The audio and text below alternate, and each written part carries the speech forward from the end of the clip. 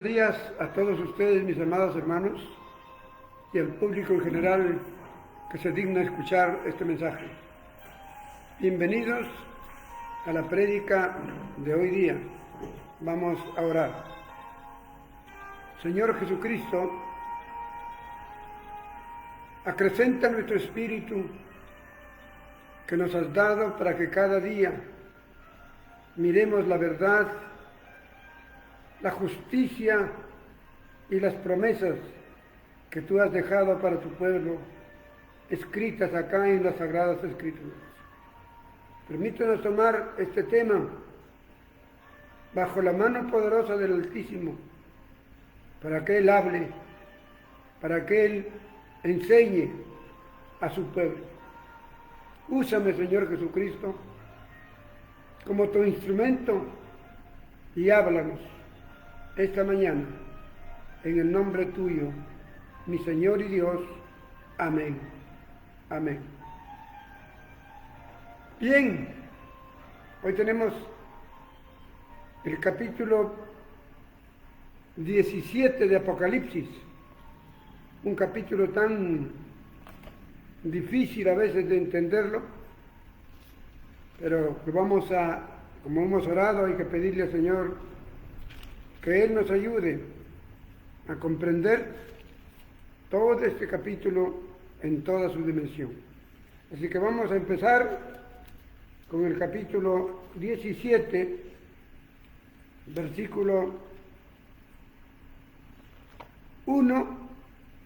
Vamos a leer versículo 1 para introducir.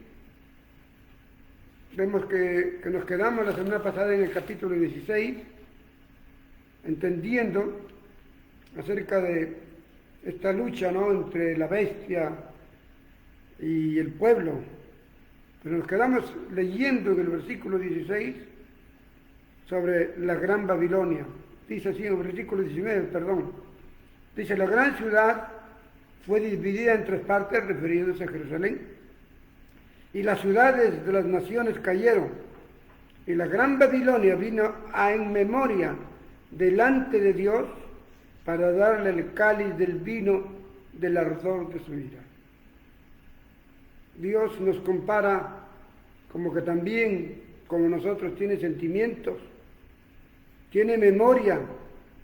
Vino en su memoria la Gran Babilonia y en sus sentimientos viene a darle a la Gran Babilonia en los capítulos 17 y 18 toda su ira. Como dice aquí, el ardor de su ira. ¿No? ¿Qué diríamos? ¿Dios no tiene ira? ¿Dios no siente, no padece? Sí, amados hermanos. ¿No? Él conoce todo. Él como nosotros tiene sentimientos, tiene dolor, sufre. ¿No? Él tiene todos los sentimientos que nosotros podemos tener.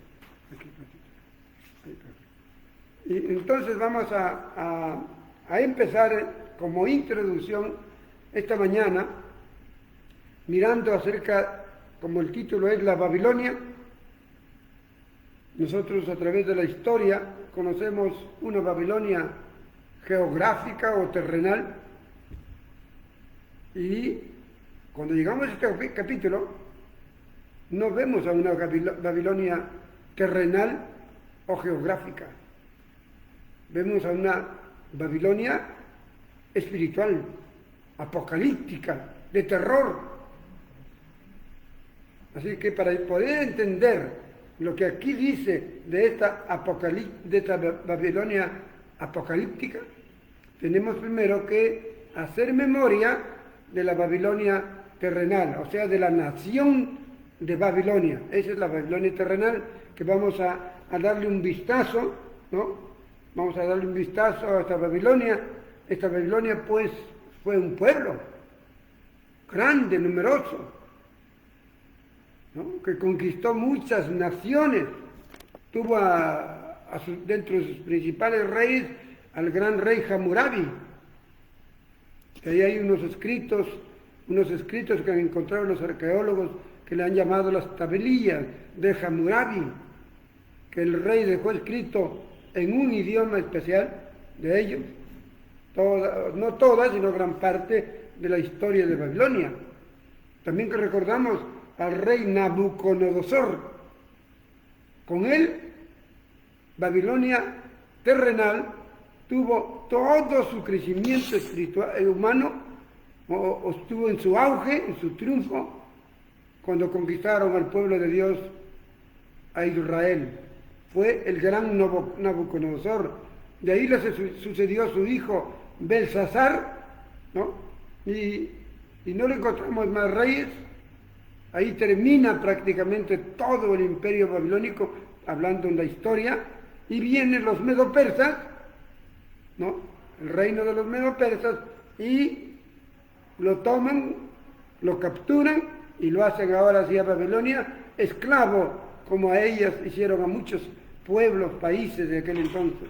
Los medo-persas fueron los que vinieron y tomaron lugar. Enseguida vinieron pues los griegos, los romanos, y Babilonia fue perdiéndose hasta que el año 75 después de Cristo, 5 años después de la destrucción del templo de Jerusalén, desapareció completamente Babilonia, como Dios lo había dicho en una profecía, que no quedaría absolutamente nada de esta gran Babilonia terrenal, y que sería guarida y animales. Hoy así queda. Ese pueblo ubicado ¿dónde? En el gran río Éufrates. Hoy hay otras naciones. Hoy está Irak. Irak ocupa esa zona, ¿no? Entonces vemos cómo nació, creció, se hizo grande, dominó al mundo, se hinchó de orgullo esta Babilonia y fue destruida. Pero también veamos su aspecto religioso, que nos interesa mirarlo. Porque para conocer a la Babilonia espiritual, apocalíptica, tenemos que conocer un poquito la historia de esta Babilonia, ¿no? Su nombre de Babilonia significa la puerta del cielo. Así significa, la puerta del cielo. En su religión ellos eran politeístas. ¿Qué significa la palabra politeísta? Eso nos va a servir mucho para poder entender a la Babilonia apocalíptica. Politeístas significa que tenían muchos, no 2, 3, 4, 5, 10, que lo podemos contar con nuestros dedos de la mano, sino muchos ídolos, muchos dioses, ídolos. Y eran idolátricos, adoraban o veneraban, que es lo mismo, venerar, adorar es lo mismo, adoraban a todos estos muchos dioses que ellos tenían, y en donde fueron, conquistaron, impusieron la adoración de sus dioses a sus esclavos, ¿no? Tenemos dentro de sus principales dioses, para poder entenderlo, al Baal, al dios Tamuz, al dios Sol, a los reptiles, pero también, y eso nos lo relata en el libro de Daniel, Nabucodonosor, que fue el rey más grande y más conquistador, se hizo una estatua de oro con su figura y obligó a todos que lo adoren. Y el que no adoraba, lo mataba. Una estatua tan grande, ¿no?, que a veces no alcanzamos a comprender. Tenía 3 metros de ancho por 75 metros de altura. O sea, era un país tremendamente idolátrico. Vamos a mirar un poquito que nos ayude a entender cómo nace este pueblo en Génesis 10, versículos 6 al 11. Aquí vamos a ver en Génesis 10, capítulo 10, 6 al 11, vamos a mirar del 10. Sí, capítulo 10 del 6 al 11, exactamente. Aquí nos dice así bien claro, versículo 6. Recordemos este nombre que vamos a ver. Los hijos de Cam fueron Cus, Misraim, Fut y Canaán. ¿Quién fue Cam? ¿Se acuerdan quién fue Cam? Los que hemos estudiado, los leemos nada más las escrituras, tenemos que tener una pequeña noción. ¿Quién fue Cam? ¿Hijo de quién? Del gran Noé. Así como nacen los padres, de repente tratamos de ser buenos, nuestros hijos la mayoría es buenos, pero siempre a veces sale una mala semilla. Y este hijo, ¿no? Este hijo Cam, que era el segundo, el primero fue Sem, Cam y Jafet. Este segundo hijo fue el que cuando su padre, después del triunfo de que no murieron en el arca, murieron toda la humanidad menos ellos, Noé en su parte carnal se embriagó. Y como antes solamente vestían túnicas, no tenían pantalón los hombres, igual que las mujeres una túnica, y al quedar borracho, embriagado, cuando llega su hijo y lo violó. Y es por eso que Dios lo maldijo. Lo maldijo a Cam. Entonces de Cam, él tiene un hijo versículo 7, tiene un hijo que se llama Cus. Cus tiene un hijo, versículo 8, que se llama Nimrod. Y tratemos de entender este nombre. Nimrod, quien llegó a ser el primer poderoso de la tierra. Este fue vigoroso cazador delante de Dios, por lo cual se dice así como Nimrod, vigoroso cazador delante de Dios. Fue el comienzo de su reino Babel. Ahí está, su reino de él se llamó Babel. Y de ahí va a venir la palabra Babilonia, ¿no? Entonces por eso cuando entendemos aquí su reino de él fue Babel. Versículo 11. De esta tierra salió para Siria y edificó Nínive, otro pueblo también. Recordemos también que el otro pueblo Nínive, pero recordemos también que futuro en otro capítulo, creo que es el capítulo 11 o 12, nos cuenta acerca del 11, de la famosa Torre de Babel, ¿no? Que este Nimrod se creyó Dios por sobre todos. ¿Ah? Como era un hábil cazador y en esa época vivían por los animales, él tenía pues cantidad de animales, comían bien su familia, entonces se hizo Dios. El orgullo, la vanidad vinieron en su vida y se hizo Dios. Entonces inició a construir una torre que llegue posiblemente hasta el cielo. Él quería ser el Cristo de lo que conocemos. Él quiso ser el camino para toda la gente para el cielo, a través de la torre que iba a construir. Pero Dios vino, envió sus ángeles, ¿y qué hizo? En esa época hablaban un mismo idioma. Entonces desde ahí se inician los distintos idiomas del mundo. Los confundió para que a la hora que decían, ¡Ey! ¡Alcánzame el cemento! Uno decía en castellano cemento y el otro decía, ¡Esharamatiza! ¡Alcánzame el cemento! Otro decía, ¡Jo, jo, jo, jo, jo, jo! Distintos idiomas del mundo.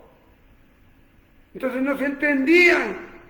Y al no entenderse dejaron de construir una torre que los lleve al cielo. ¡Qué lisura de este hombre que quiso ser Jesucristo! Jesucristo es el único puente o camino que nos lleva al cielo, de los cielos. Por eso dijo Jesucristo, yo soy el camino, la verdad y la vida. Causa molestia cuando nosotros sabemos que este miserable quiso ser un Cristo, como muchos hoy día se cree en Cristo. Miserables. Solo hay uno, Jesucristo, nuestro Dios, que es el único camino que nos lleva al tercer cielo. No hay otro, ni el camino de Babilonia, ni el camino de la Babilonia moderna. Ninguno. Bien, termino esta historia, discúlpenme que me altero al ver pues que el ejemplo de este hombre han querido seguir muchos líderes en el mundo hasta hoy, que ellos son los que trazan el camino para el cielo.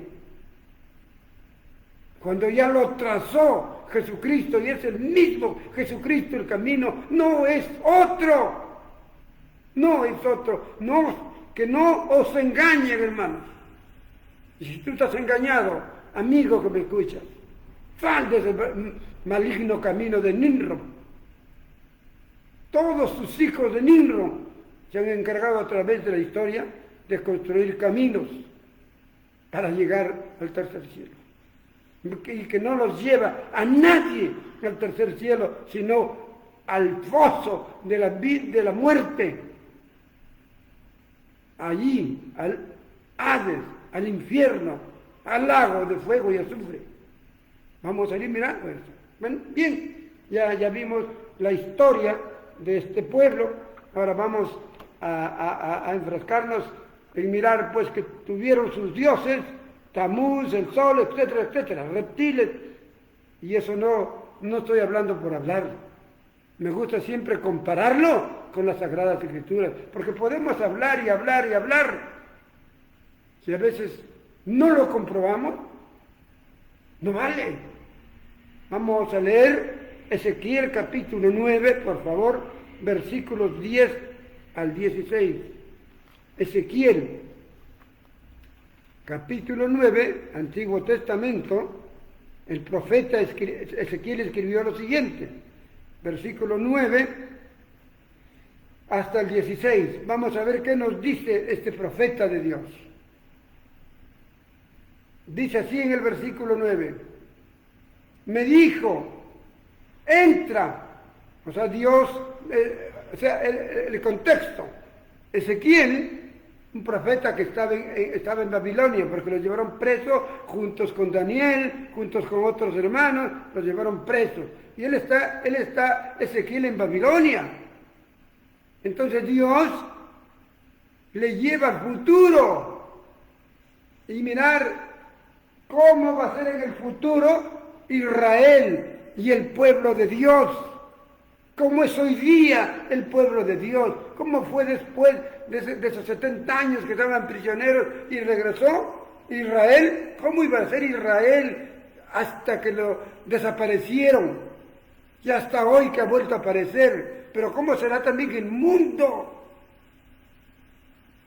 Miren ustedes, dice que Dios lo llevó en el espíritu desde Babilonia para que vaya a Israel a mirar el futuro de los líderes y de la gente, cómo van a ser su Israel querido de mi Señor, cómo se iba a portar, su mundo querido, las personas que somos de Dios, cómo se va a portar el mundo que nos creó, nos dio vida. Entonces, Ezequiel es llevado al futuro para mirar unos 100 años después cómo iba a vivir Israel. Y a 2000 años más, para mirar hoy día cómo está viviendo su Israel espiritual y su Israel terrenal. Porque nosotros, los cristianos, somos del Israel espiritual. Y los de Israel territorial son los que están allí en el Mediterráneo, su pueblo, también es su pueblo. Entonces, miren lo que mira. Me dijo, hijo de hombre, cava ahora en la pared, y cavé en la pared, y aquí una puerta. O sea, Ezequiel va, encuentra una pared, y le dice, rompe esa pared para que entre. Entró, y dice, versículo 10, 9, luego me dijo, entra, y ve las malvadas abominaciones que estos hacen allí. ¿Quiénes eran? Vamos a seguir mirando. Entré pues y miré, y aquí toda forma de reptiles, bestias abominables, todos los ídolos de la casa de Israel que estaban pintados en la pared por todo alrededor. Reptiles, ídolos y todo tipo de idolatría. Versículo 11. Delante de ellos estaban 70 varones de los ancianos de la casa de Israel y Jaazanías, hijo de Safán. En medio de ellos, cada uno con su incensario en la mano, subían una nube espesa de incienso a sus dioses, que eran reptiles, ídolos, ¿no? Y me dijo, versículo 12, hijo de hombre, ¿has visto las cosas que los ancianos de la casa de Israel hacen en tinieblas? Es decir, escondidos, ¿eh? Que hacen en tinieblas, cada uno en sus cámaras pintadas de imágenes, porque dicen ellos, ¿qué dicen ellos? No nos ve Dios, no nos ve Dios, o igual, así hace el mundo, que no quiere venir a los pies de Jesucristo, que dicen, no me ve Dios, porque no está aquí en la tierra. No quiero adelantar juicios, pero sigamos mirando la palabra. 13, me dijo después, vuélvete aún, verás a las abominaciones mayores que hacen esto. O sea, tremendas, más cosas. Vamos a ver cuáles son. Versículo 14, me llevó a la entrada de la puerta de la casa de Jehová, que está al norte, y aquí ya no habían los 70 líderes, los 70 ancianos de Israel, ahora estaban mujeres, posiblemente las esposas de ellos, ¿no? He aquí mujeres que estaban sentadas llorando a Tamuz, endechando, dice la palabra, pero endechar significa llorar, llorar por su dios Tamuz, que habían aprendido mientras estuvieron en Babilonia. O se olvidaron de Jehová de los ejércitos y comenzaron a adorar a Tamuz, el dios grande de Babilonia. ¿Qué más dice la palabra? Luego me dijo, ¿no ves, hijo de hombre? Vuélvete aún y verás abominaciones mayores. Ya van 3, grandes, mayores, más grandes. Ya, ¿qué le dice? Él me llevó al atrio de adentro de la casa de Dios, y aquí junto a la entrada del templo de Dios, entre entrada y el altar, como 25 varones, sus espaldas vueltas al templo, o se le daban la espalda a Dios, así, dándole la espalda a Dios. ¿Ah? ¿Qué más dice?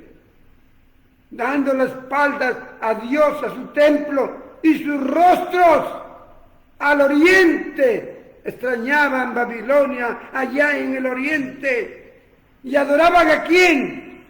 Al sol. ¿Se dan cuenta, hermanos míos? Adoraban al sol, postrándose hacia el oriente.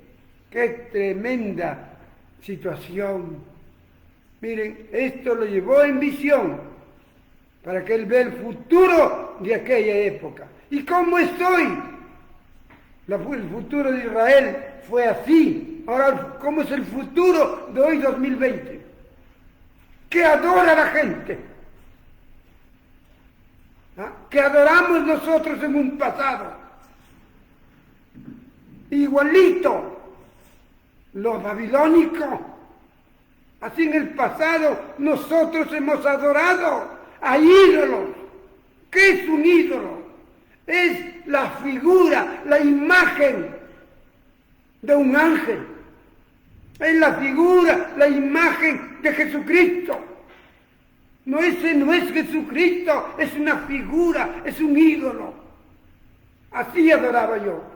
Y posiblemente adoraban ustedes. Y hoy, ¿cuántos de los que están escuchando adoran a un Jesucristo bamba? Ese no es Jesucristo, es un ídolo.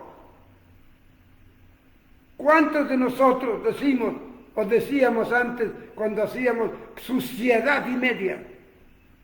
No solamente adorando ídolos, cuando nos emborrachábamos, una suciedad y media, ¿qué hacíamos? ¿Y qué decíamos? Dios no me ve, porque se ha quedado en la iglesia. Él está ahí, no se mueve de la iglesia. Entonces Dios no me ve. Si Dios no me ve, hago lo que me viene la gana. O como dice una tristemente célebre artista, ¿no? Hago lo que quiero. Hago lo que quiero. Y dice, esa es la libertad. Haz lo que quieres. Haz lo que te manda tu cuerpo. Es que lamentablemente no saben la humanidad que el que orienta su mente y su corazón es el Dios antiguo del Satanás. Esa serpiente antigua sigue gobernando hoy día al mundo entero o a la gran mayoría del mundo. Porque a mí ya no me gobierna. Y espero que a ti también, hermano, hermana, no te gobierne esa serpiente antigua. Pero a muchos, a los que todavía siguen adorando ídolos, la serpiente antigua los gobierna. Entonces tenemos toda esta realidad antigua y moderna que hoy seguimos adorando a ídolos igual que lo hicieron los babilónicos. Bien, hasta aquí la Babilonia antigua, la Babilonia terrenal, la Babilonia del oriente, la Babilonia del río Éufrates. Fue destruida, fue todo, pero nos dejó como herencia la idolatría. Se entró en todos los imperios. ¿Quién estaba en el imperio cuando murió Babilonia que quedó nada? Fue Roma. Pero ¿quién fue el anterior? Imperio, Grecia. También jalaron sus dioses. ¿Ah? ¿Quién también fue su imperio? Israel. También jalaron, como estamos viendo, sus dioses. Porque lamentablemente este cuerpo, este ser, si no tiene a Dios en su vida, hace lo que el Dios de este mundo quiere. Somos un muñeco de este Dios, de este mundo. Pero cuando viene Cristo a tu vida, de verdadcito, cuando Él entra de verdad en tu corazón y en tu mente, recién comienza Él a orientar tu vida, no a gobernar, porque Él no te obliga, porque es amor, porque es misericordioso, porque es Dios lindo. Él no te obliga, pero cuando tú has pedido que entre en tu corazón, en tu mente, comienza a orientar tus pasos, como orientamos a un bebé de nuestros hijos cuando empiezan a gatear y lo vemos que se van a la sociedad, corremos, no hijito, y lo ponemos a otro sitio. Así nos orienta. Cuando van creciendo nuestros hijos, los orientamos que no vayan por caminos equivocados. Así Él también, cuando llegamos a la adultez, a la juventud cristiana, Él nos orienta. Cuando somos mayores, nos orienta menos porque ya sabemos el camino, la verdad y la vida. Ya sabemos a quién debemos amar, a quién debemos adorar. A nuestro Dios Jesucristo y no a dioses bambas. Pero lo ha dejado y la gran mayoría de la humanidad están inmersas allí en el centro idolátrico de este mundo. Vamos entonces a mirar la Babilonia apocalíptica. Espero que hoy y la próxima semana, completemos todo este capítulo 17, porque tenemos que tener una base profunda, porque todavía hay cristianos mediocres o cristianos niños, cristianos jóvenes que todavía adoran a los dioses de esta Babilonia apocalíptica. Vamos con paso firme y bien. Vamos a mirar para conocer quién es la mujer, quién es esta Babilonia que lo llama la mujer, que le llama la Babilonia la grande, la ramera y todo lo demás. ¿Quién es? Hoy tenemos que saberlo. En primer lugar, vamos a mirar de quién se trata. Tiene un nombre. Apunten bien. Tiene un nombre. ¿Dónde lo encontramos? Apocalipsis 17:5. Apocalipsis 17:5. ¿Qué nos dice? Apocalipsis 17:5. ¿Dónde estamos? Acá estamos. A veces me salgo de la Biblia. Apocalipsis 17:5. Y en su frente un nombre escrito. ¿Tú tienes tu nombre escrito en tu frente? Te pregunto, hermano cristiano, ¿tú tienes tu nombre que te identifica delante de Dios escrito aquí en tu mente? No. Pero la Babilonia mala, perversa, la mujer, ella tiene aquí escrito en su frente su nombre. Yo, mi nombre, ante mi Dios, está en mi frente, pero no está escrito acá. Es un sello, un sello. Recuerden, Efesios 1:13. Los que han leído la palabra, los que conocen el Evangelio de Jesucristo y los que lo practican. Entonces Jesucristo, en su grande amor, adopta a ese hijo y escribe su nombre en su frente interior, es decir, en su mente, ahí en su alma, por dentro. Lo pone como un sello. ¿Y qué pone? Apocalipsis 1:13, su Espíritu Santo, que son las arras de la salvación. ¿Qué significa? Que cuando venga mañana, que ya viene pronto, cuando vengan los millares de ángeles, van a ir por el mundo mirando quién tiene acá en su frente, adentro, en su alma, no afuera. ¿Quién tiene el sello del Espíritu Santo? Y a ese que tiene, se lo va a llevar a las nubes donde está el Señor Jesucristo esperando. Así que tienes que tenerlo por fe. Yo nunca me han sellado, nunca he sentido que me han puesto un sello.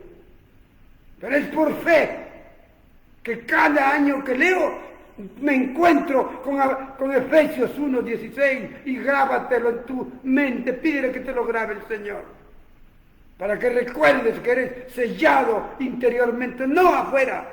O sea, tu nombre nuevo está por dentro. Acá su nombre de esta mujer, su nombre está por fuera, ¿no? En su frente un nombre escrito, en su frente un nombre escrito, un misterio.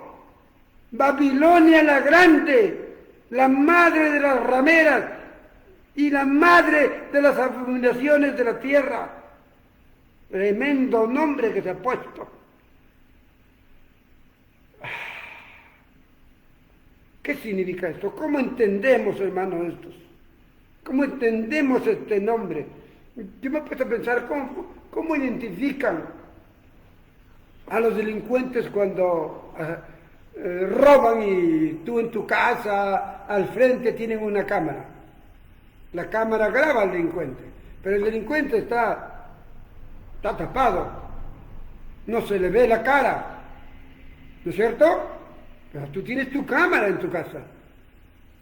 Entonces la policía dice la cámara, ellos llevan la cámara y comienzan científicamente, a través de muchos médicos y estudiosos, a identificar a ese delincuente.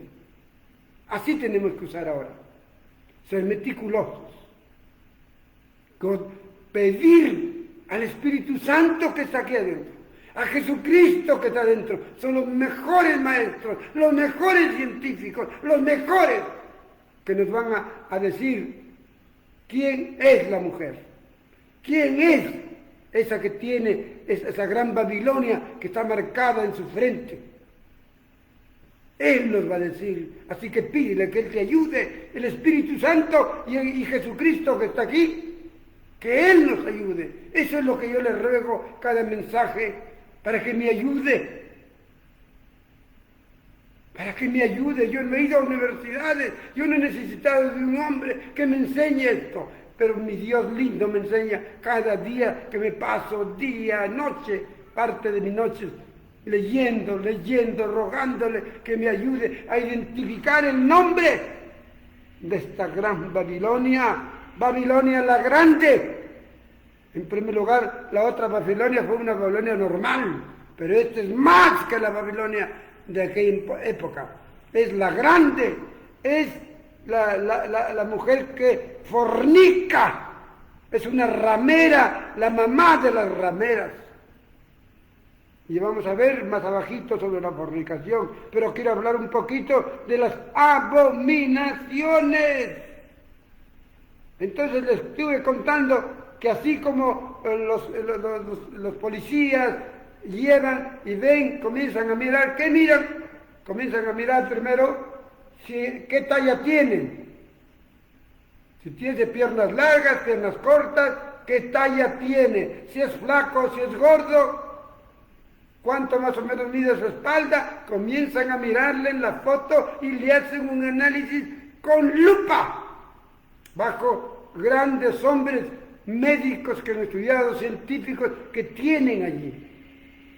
Los médicos hasta pueden medirle su espalda, cuánto es de ancho, cuánto es de largo, cuánto mide. Entonces sacan un muñeco y lo van formando.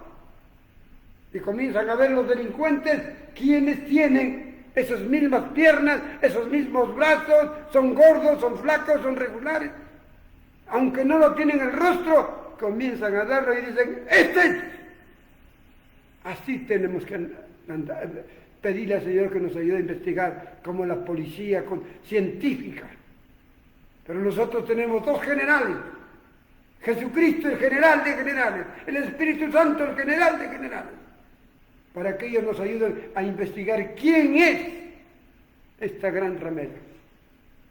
¿Quién es la madre de las rameras? La madre de las abominaciones. La palabra abominación, ¿qué significa? Dice que abominable es algo que es algo que apesta, es algo que no nos gusta, que aunque otros lo hagan, pero lo detesto, no me gusta. ¿Y en qué gustos? En gustos espirituales. En gustos espirituales. En ese gusto espiritual que nos ha dado el Espíritu Santo y Cristo que está en nuestro corazón. Cuando tenemos ese gusto espiritual, entonces podemos darnos cuenta de las abominaciones que el mundo nos presenta, las abominaciones algunas. La brujería es abominable a los ojos de Dios. Dice el Señor, la brujería. La homosexualidad es abominable a los ojos de Dios. El venerar o adorar, que es lo mismo, a las imágenes, sea la imagen que digan que es de Dios, la imagen de un chanchito, la imagen de un perrito, la imagen de mi papá, la imagen de mi mamá, la imagen del santito de mi pueblo, la imagen de quien sea, que tú le empieces a darle importancia, ese es venerar, vas a terminar adorándole. Venerar o adorar es lo mismo. Entonces, esto es abominable para Dios, ¿no? Que nosotros llegamos a adorar, a venerar imágenes del supuesto Dios. Imágenes, ídolos. Y nos hemos llenado en el mundo. Hasta una piedra es mi ídolo. Había de mi pueblo hacia Trujillo. Yo viví en un pueblo de la sierra. Y no había carro.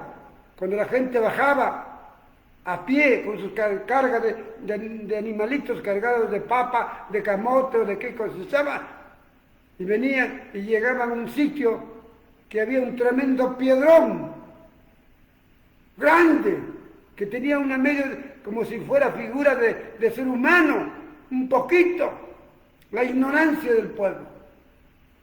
¿Qué hacían? Ir a la mitad del camino cansados. ¿Qué dijeron uno? Uy, esta piedrita tiene la figura de un ser, es Diosito. Comenzaron a adorarle a la piedra gorda, porque era gordita.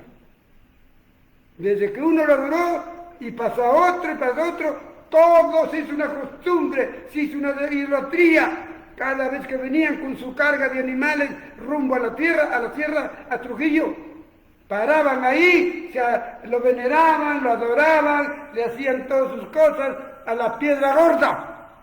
Imagínense. ¿Quién puso en la mente de mis antepasados eso? La serpiente antigua. ¿Quién otro?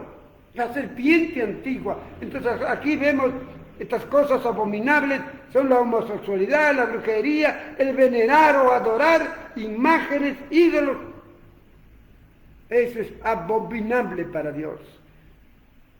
¿Qué otra cosa vemos aquí nosotros? ¿No? Bueno, así estamos identificando a esta mujer. Tiene un nombre. Es abominable, ¿no? Que se dedica, acepta la brujería, acepta la homosexualidad, acepta el venerar a ídolos, a imágenes. Ya ustedes saquen su cuenta, si es que lo están haciendo, y si no, ya vamos viendo a quién es esta mujer que se llama la Babilonia, se camufla con el nombre de la Babilonia.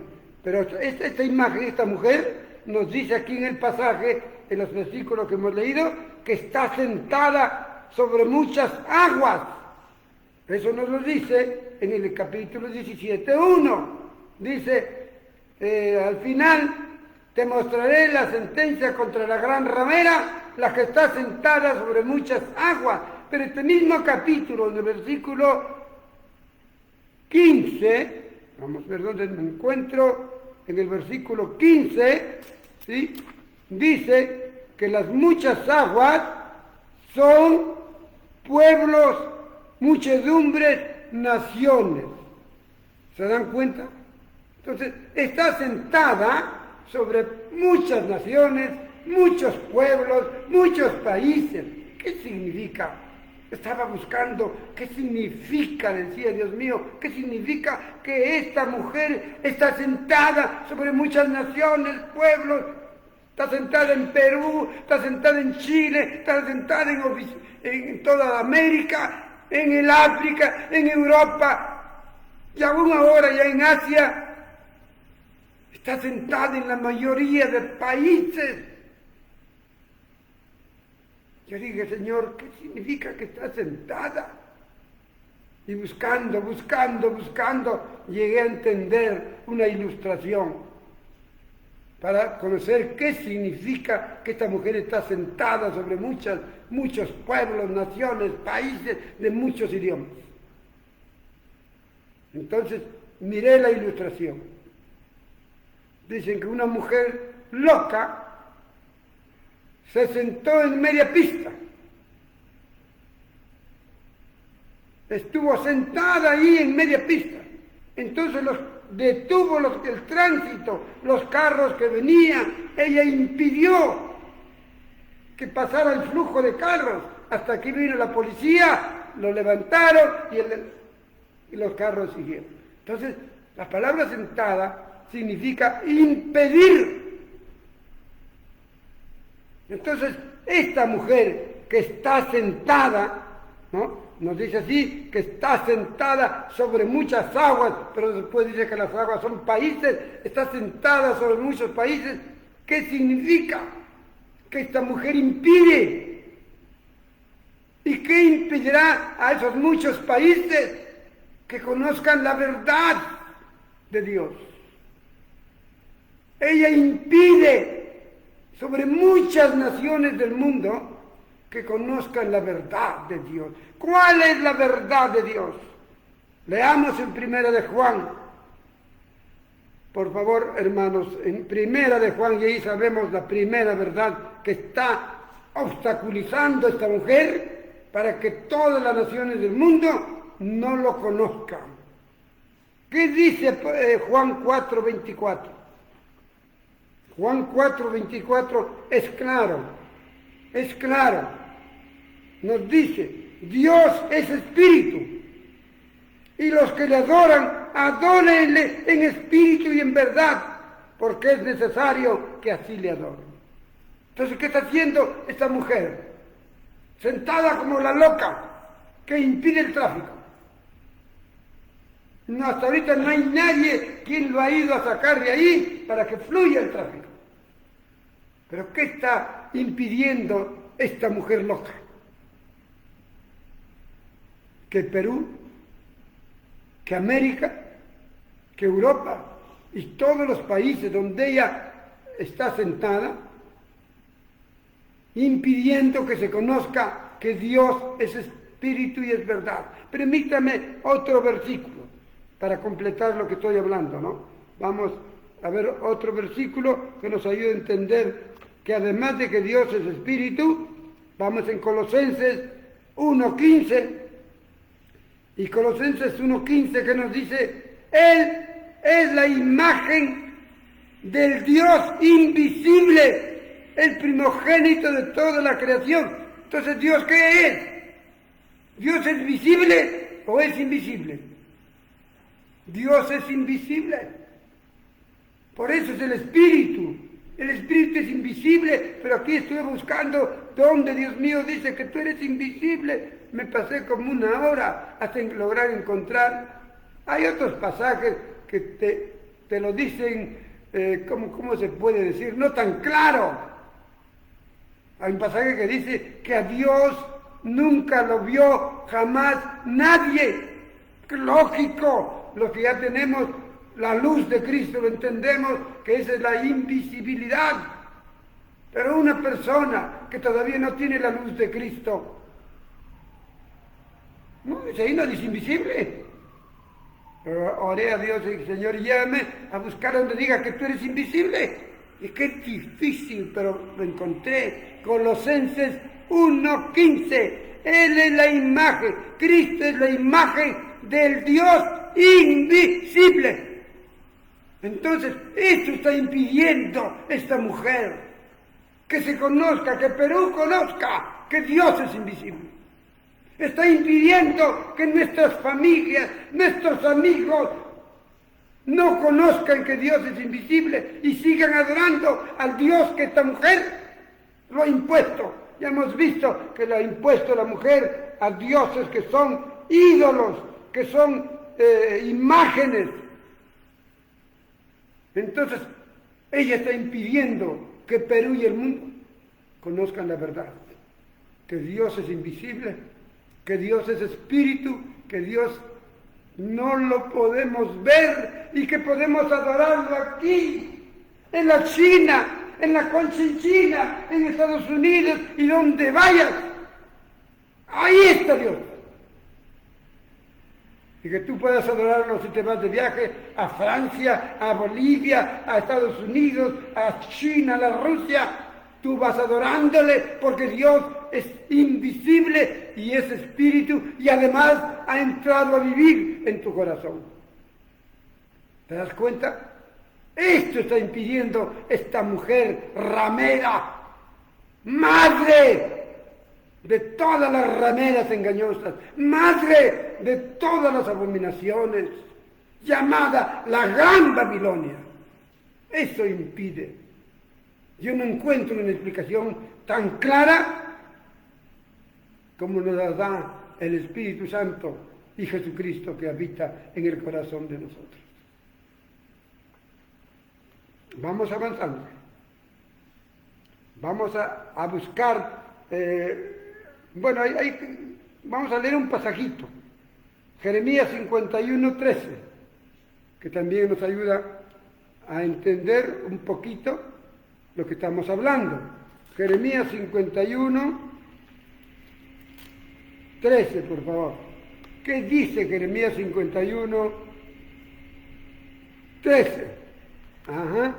Dice, refiriéndose a la Babilonia, dice, tú, la que vives entre muchas aguas, rica en tesoros, ha venido tu fin, la medida de tu codicia, que ya se acerca el fin de la mujer, la gran Babilonia, la ramera, como lo manda aquí, la que vive entre muchas aguas, la que se sienta en muchas aguas, es decir, se sienta para engañar, que no conozcan que Dios es espíritu, que Dios es invisible, que no es un ídolo, no es una figura, no es una pintura, no es una figura de por más famosos artistas que hayan hecho la imagen de Jesucristo.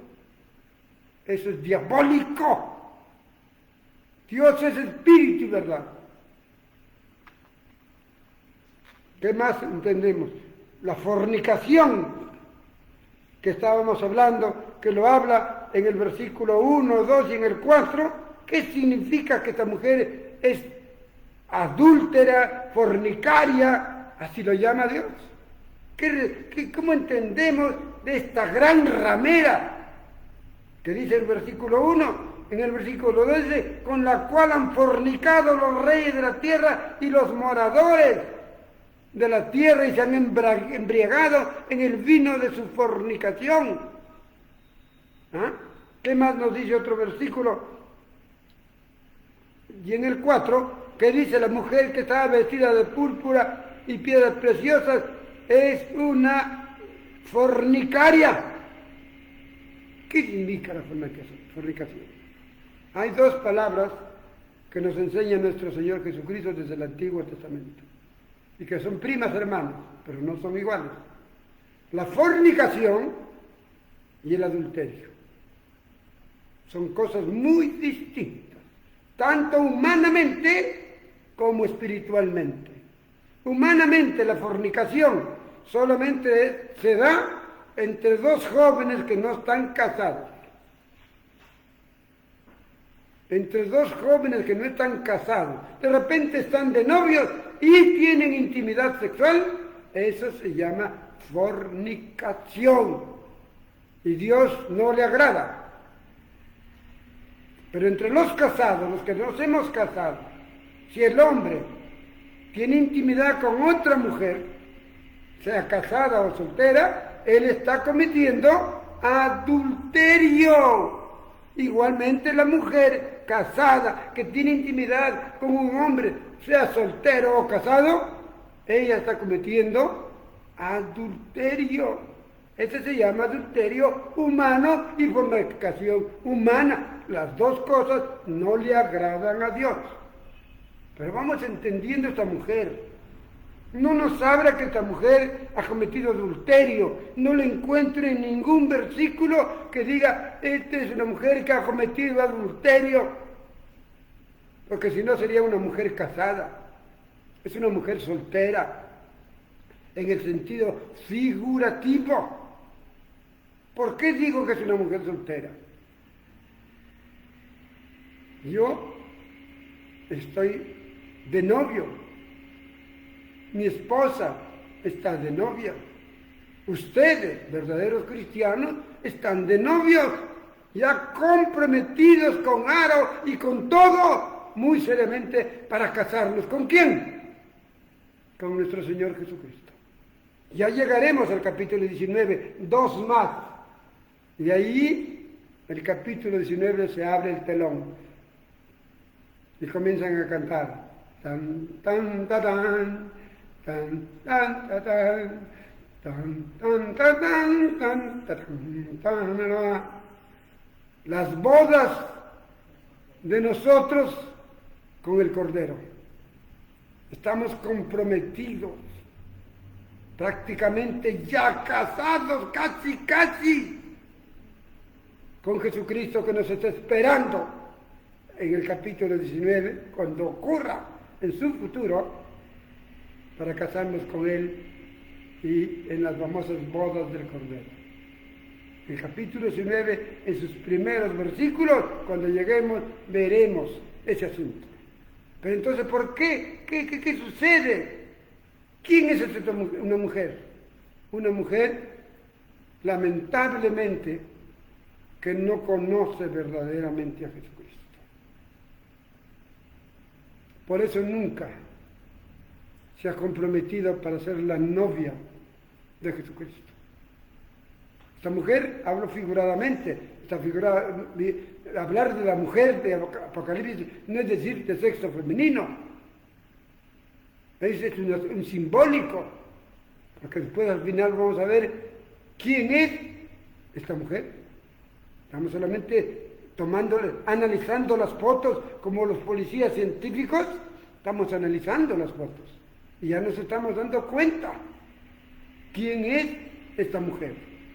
Yo no quisiera decírselos lo que ya entendí tan claro, porque quisiera que ustedes también, al entender, clamen al Altísimo para que le dé más luz y lo vuelvan a mirar otra vez este mensaje y ustedes digan, ahora sé quién es esa mujer. Así estamos viendo que esta mujer es una fornicaria. ¿Qué es la fornicación espiritual? ¿Qué es el matrimonio espiritual? O ya el compromiso de matrimonio, cuando somos novios con nuestro Dios, tenemos un compromiso de noviazgo. Entonces lo adoramos a Él y solamente a Él, que es espíritu y que es verdad y que es invisible. Llevo cerca de 40 años desde que empecé a buscar a mi Señor.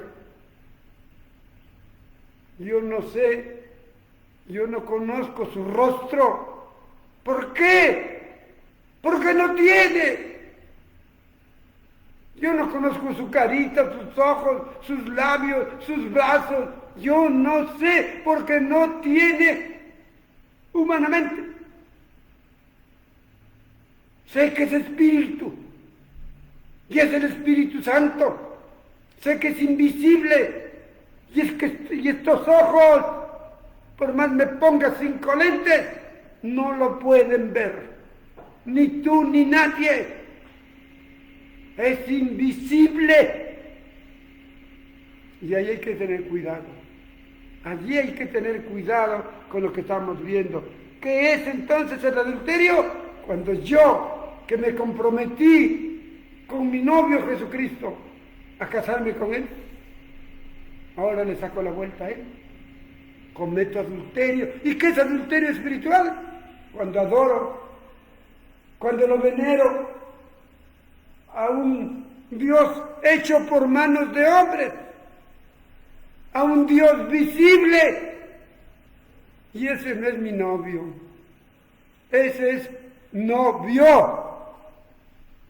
Ese es el novio de mucha gente humana que están ciegos porque no ven espiritualmente.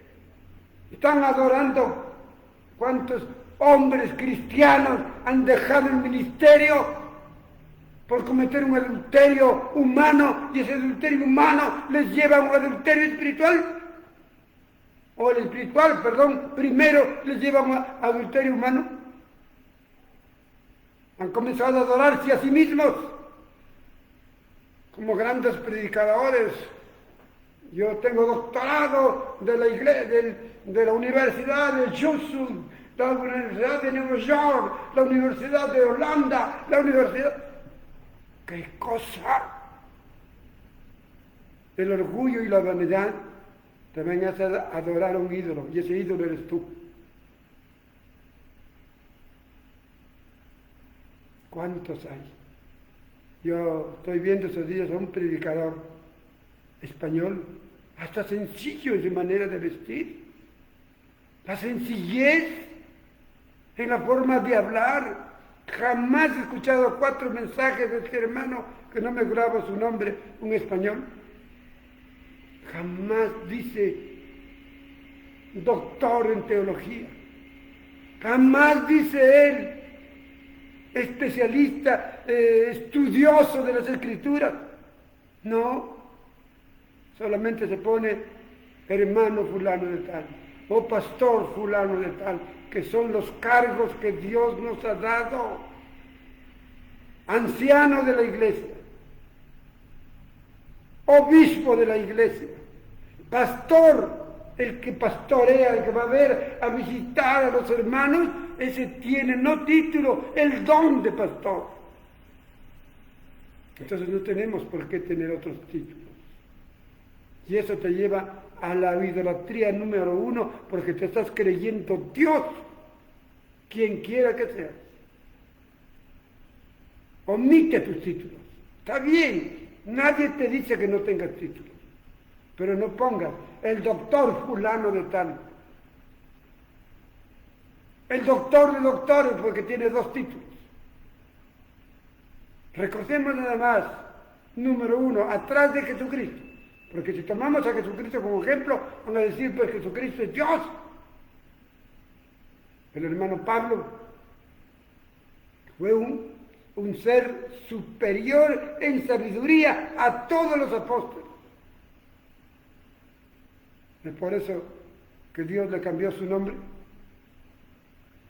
para ponerle Pablo. Saulo era su nombre orgulloso, creído, con dinero y su fama y sus doctorados, y para ponerle un hombre Pablo, un hombre simple, un hombre común y corriente, que aunque tenía sabiduría, él dijo bien claro: todo lo que he sido, doctor en ciencias, doctor en esto, doctor en el otro, y con mi dinero, todo eso es basura al haber conocido a Jesucristo.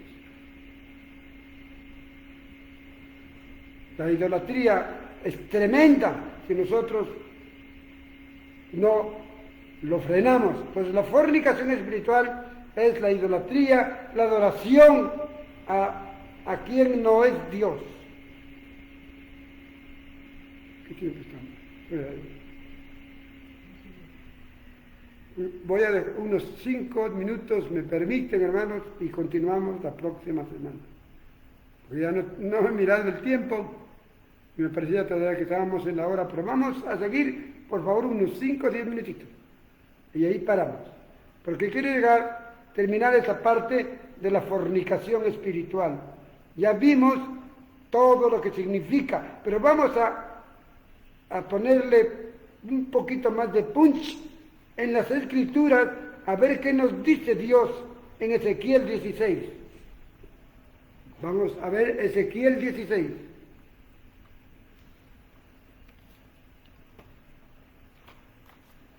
¿Dónde estamos?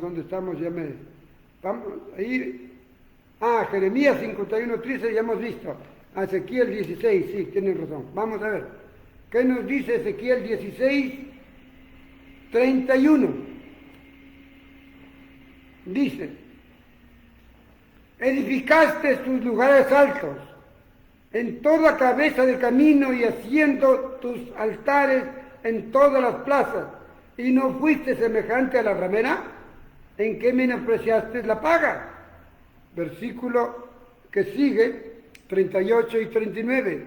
Yo te juzgaré por las leyes de las adúlteras y de las que derraman sangre, y traeré sobre ti sangre de mi ira y de celos, y te entregaré en manos de ellos.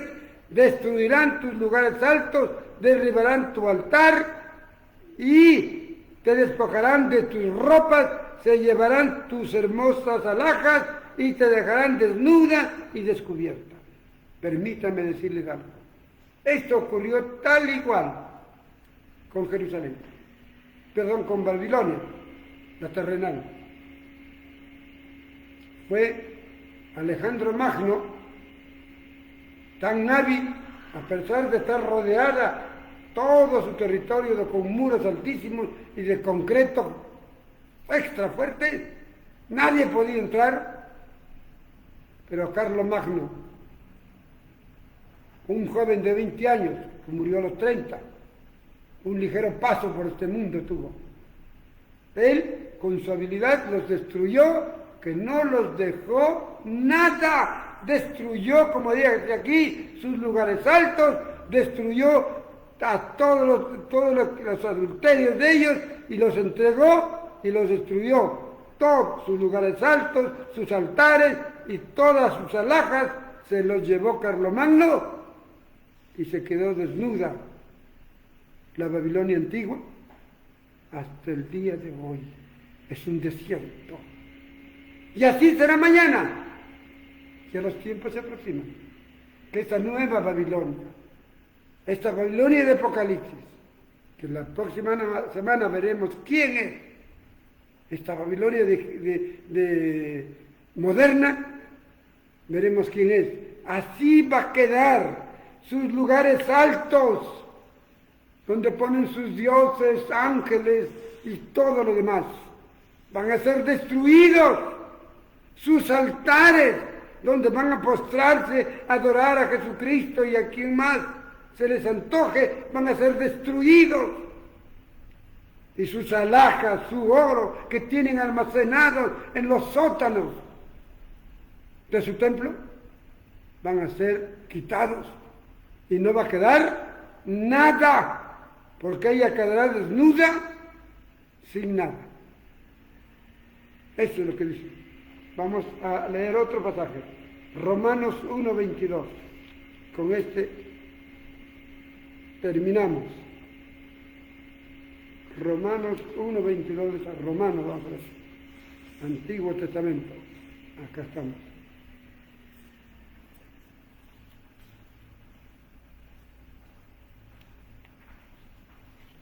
Romanos 1:22 y terminamos, hermanos.